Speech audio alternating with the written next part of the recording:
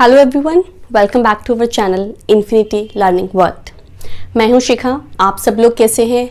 उम्मीद करती हूं स्वस्थ होंगे।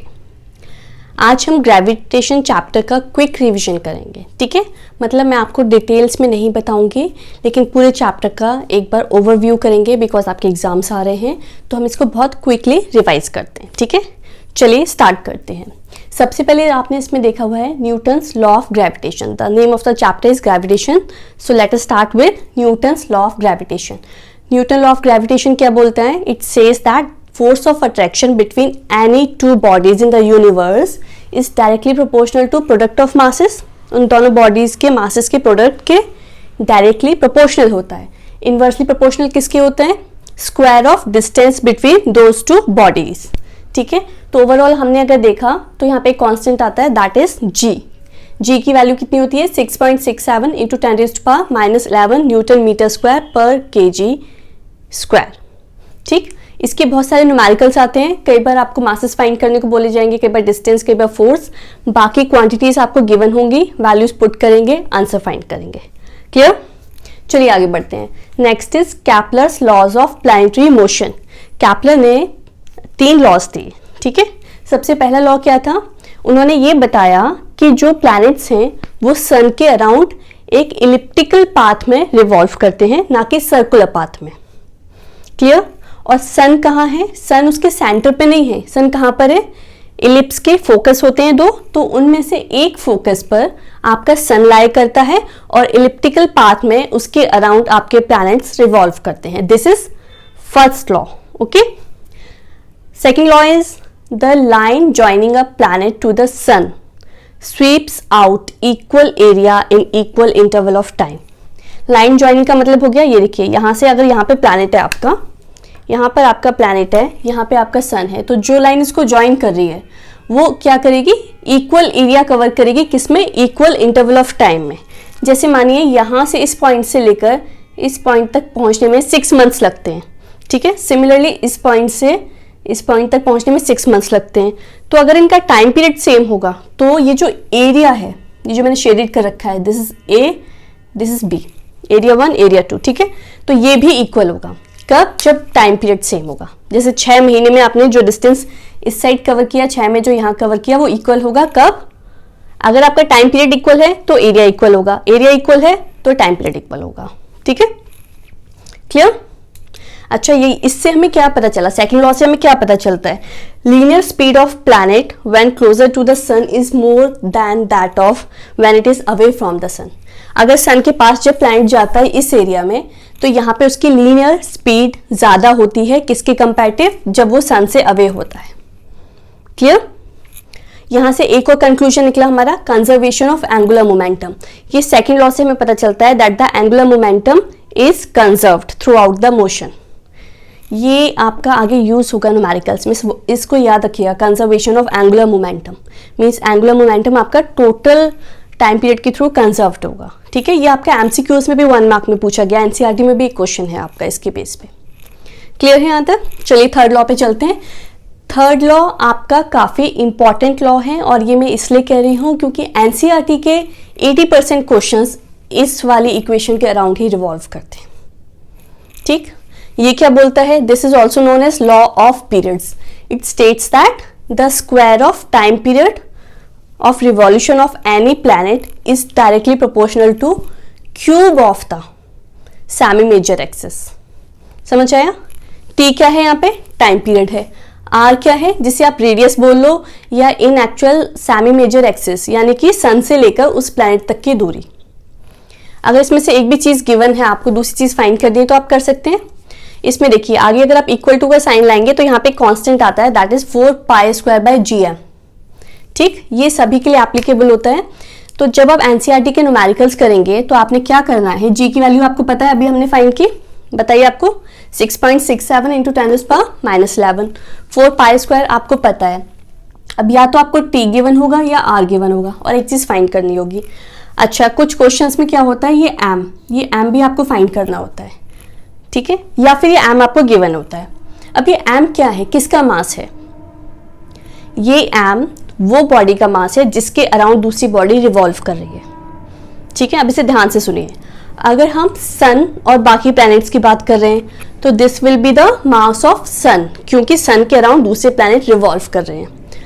अगर हम जुपिटर और उसके सैटेलाइट्स की बात कर रहे हैं तो this will be the mass of Jupiter, जिसके अराउंड दूसरे सैटेलाइट्स रिवॉल्व कर रहे हैं। क्लियर? अगर हम अर्थ और मून की बात कर रहे हैं तो इस एम की वैल्यू क्या होगी? मास ऑफ अर्थ, क्योंकि उसके अराउंड मून रिवॉल्व कर रहा है। क्लियर? इसके बेस पे बहुत सारे न्यूमेरिकल्स हैं, आपको करने हैं, इसको ध्यान से करिएगा। ठीक है, चलिए आगे चलते हैं। Next is acceleration due to gravity, जिसे हम किससे रिप्रेजेंट करते हैं? स्मॉल जी से। ठीक है, ये हम कैसे फाइंड करेंगे? हमें पता है अभी न्यूटन्स लॉ से force is given by G, capital M is the mass of earth, small M is the mass of body, R distance between the centre of the earth and the body. ठीक, अब देखिए also there is a force जो कि क्या है, अंदर की तरफ आपको अट्रैक्ट कर रही है, एम जी आपका वेट। ठीक, अब इन्हें इक्वेट करेंगे, स्मॉल एम कैंसिल हो जाएगा, g is equal to G M by R square. ठीक, अब यहां से हमें क्या क्या पता चलता है कि जो स्मॉल g है that is acceleration due to gravity is independent of the mass of the body. जिस भी छोटी बॉडी को जिसको भी हम कंसीडर कर रहे हैं उसके ना तो मास पे डिपेंड करती है, ना शेप पे, ना साइज पे। किस पर डिपेंड करती है? हमारे अर्थ के मास पर और अर्थ के रेडियस पर डिपेंड करेगा इस g की वैल्यू। ठीक है, जनरली इस g की वैल्यू हर जगह हम क्या लेते हैं? 9.8 लेते हैं। Clear?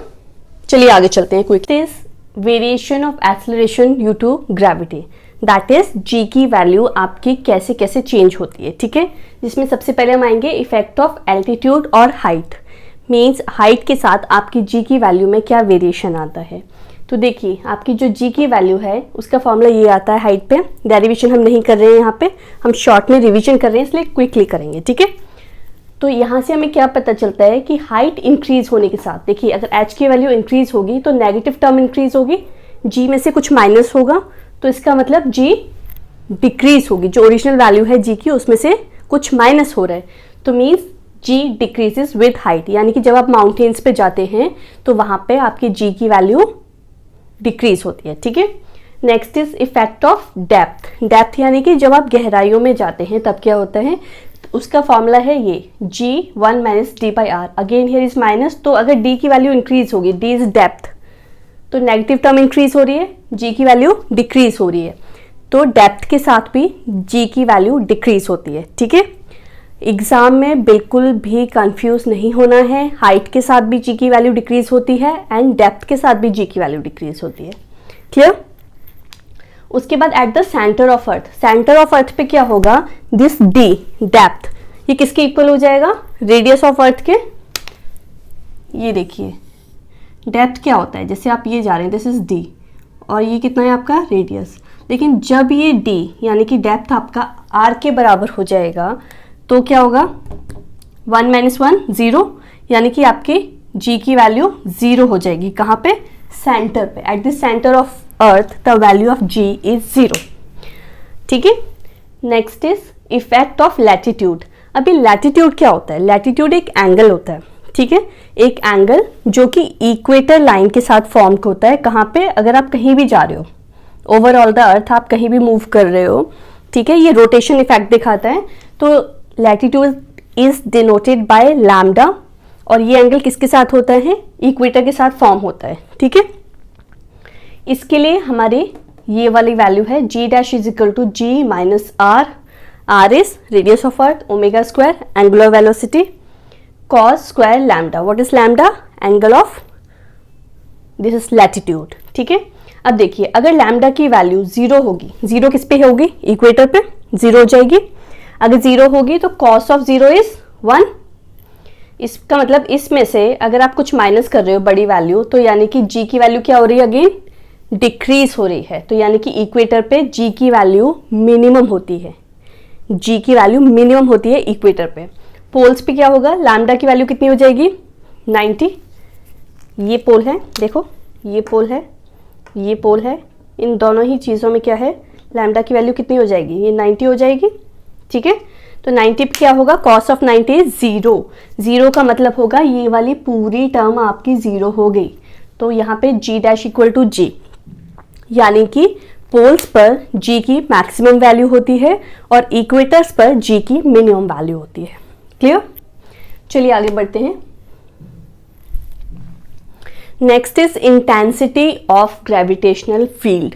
This is noted bye I. Intensity of gravitational field क्या होता है? Force experienced bye a body of unit mass. यानी कि ग्रेविटेशनल फोर्स को यूनिट मास से डिवाइड कर देंगे आप, तो आपको इंटेंसिटी ऑफ ग्रेविटेशनल फील्ड मिल जाएगी। अगर आपने डिवाइड किया तो देखिए स्मॉल m कैंसिल हो जाएगा, क्या बचेगा? Minus gm/r²। यहाँ पे जो माइनस है उस साइन का मतलब क्या होता है? Force of attraction. ठीक है, आपकी ये जो फोर्सेस होती हैं gravitational forces, they are always attractive in nature, they are never repulsive. Clear? आगे आते हैं gravitational potential. It is the amount of work in bringing a unit mass from infinity to that point. ठीक है, ये क्या है? ये work है। क्या वर्क है? कि एक यूनिट मास को आप इंफिनिटी से उठा के उस पॉइंट पे लेके आते हैं, तो जो वर्क आप करते हैं दैट इज ग्रेविटेशनल पोटेंशियल। ठीक है, work done divided by m0। जब हम इसको सॉल्व करेंगे तो हमारे पास ये फॉर्मूला आएगा सीधा, माइनस ऑफ gm/r² की जगह r हो जाएगा। ठीक है, क्लियर? मैं इसकी कंप्लीट डेरिवेशन में नहीं जा रही हूँ क्योंकि इतना टाइम नहीं है, हम लोग क्विकली रिवीजन कर रहे हैं। ओके, नेक्स्ट आ जाते हैं ग्रेविटेशनल पोटेंशियल एनर्जी। अच्छा, ये दोनों चीज़ों का आप डिफरेंस याद रखिएगा। अगर न्यूमेरिकल में आपसे पूछा जाता है ग्रेविटेशनल पोटेंशियल एनर्जी, तो यहाँ पे फॉर्मूला क्या है? Minus gm/r। अगर पूछा जाता है ग्रेविटेशनल पोटेंशियल तो आप लिखेंगे माइनस gm/r। देखिए एक m का फर्क है ना, ये न्यूमेरिकल्स में याद रखिएगा, भूलिएगा नहीं, गलती नहीं करिएगा। ठीक है, potential is minus gm/r and gravitational potential energy is minus gmm/r। Satellite, what is satellite? कोई भी बॉडी जो एक पर्टिकुलर ऑर्बिट में रिवॉल्व कर रही है अपने से किसी बड़ी बॉडी के अराउंड, दैट इज सैटेलाइट। ठीक है, जैसे मून अर्थ के अराउंड रिवॉल्व कर रहा है तो it is satellite of earth. Jupiter के सैटेलाइट्स हैं, ये हो गए नेचुरल सैटेलाइट्स, ऐसे ही आर्टिफिशियल सैटेलाइट्स होते हैं। ठीक, orbital speed, what is orbital speed? It is the minimum speed required to put a satellite into its orbit. Clear? उसका एक ऑर्बिट होगा जिसमें वो रिवॉल्व करेगा, तो किसी भी सैटेलाइट को एक मिनिमम स्पीड देना उसको उसके ऑर्बिट में डालने के, that is known as orbital speed. इसकी वैल्यू क्या है? v is equal to √of gm/r। Clear? Here m is mass of earth, r is small r is capital R plus h, means capital R क्या हो गया? radius of earth, h क्या हो गया? height of the orbit। ठीक, यहाँ से हम ऑर्बिटल स्पीड फाइंड कर सकते हैं। सिमिलरली अगर हमें टाइम पीरियड फाइंड करना है किसी सैटेलाइट का, तो t is equal to 2π √of r/g। ये न्यूमेरिकल अगर आएंगे तो ये फॉर्मूलेस आपने यूज कर दे हैं, और orbital speed, time period, similarly height of satellite, ये सब फाइंड करना है। ठीक है, नेक्स्ट आता है energy of orbiting satellite. Energy, it is always sum of potential energy and kinetic energy. ठीक, पोटेंशियल एनर्जी अभी हमने पढ़ा था, इट इज माइनस gmm/r, अभी पढ़ा है हमने। एंड काइनेटिक एनर्जी क्या होती है? Half mv²। तो v की प्लेस पे ये वैल्यू पुट करोगे आप। ठीक है, gm/r इसका स्क्वायर करोगे तो ये आपको मिलेगा। तो the total energy is minus gmm/2r। This is the energy of orbiting satellite. Numerical आते हैं तो उसमें कई बार ये सारी चीजें आपसे पूछी जाती हैं, तो दीज आर द फॉर्मुलेज, इन्हें आप यूज करेंगे और उनकी वैल्यूज फाइंड करेंगे। क्लियर? नेक्स्ट आ जाइए एस्केप स्पीड और एस्केप वेलोसिटी, कुछ भी कहते हैं हम इसको। ठीक है, the minimum speed with which a body projected vertically upward so that it never returns on its own. ठीक है, यानी किसी चीज को इतनी जोर से फेंक देना कि वो अर्थ के ग्रेविटेशनल फील्ड से बाहर चला जाए और कभी वापस नहीं आए, that is known as escape speed. ठीक, इतनी स्पीड के साथ फेंकना उसको। तो अर्थ के लिए फॉर्मूला है फॉर्मूला है एस्केप स्पीड का, v is equal to √of 2gm/r। अब इन दोनों का कंपैरिजन याद रखिएगा। ऑर्बिटल स्पीड के लिए है √of gm/r, एस्केप वेलोसिटी है 2gm/r। 2 का फर्क है, gm/r √ है। ठीक है, इधर √of 2gm/r, ये दोनों का कंपैरिजन करके याद करिएगा।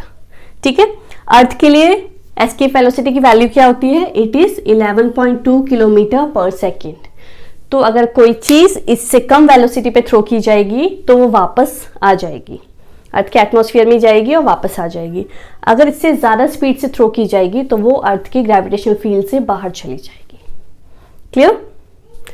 ठीक है। इसके बाद एक टर्म आती है आपकी वेटलेसनेस, जो आपको जनरली पता है, जहाँ पे जी की वैल्यू आपकी 0 हो जाती है, जो कि स्पेस में भी होता है और at the centre of earth भी होता है, जहाँ पे आपका जो वेट है दैट विल बी 0, है ना। ये हमने क्विकली रिवीजन किया आपका ग्रेविटेशन चैप्टर का। आप एग्जाम्स आ रहे हैं तो आप इसको बहुत जल्दी रिवाइज कर पाएंगे। ठीक है, रिवाइज करिए, पढ़िए। नेक्स्ट चैप्टर को भी ऐसे ही मैं आपका क्विक रिवीजन का एक वीडियो बनाती हूँ। Thank you and please subscribe and like my channel. Have a nice day.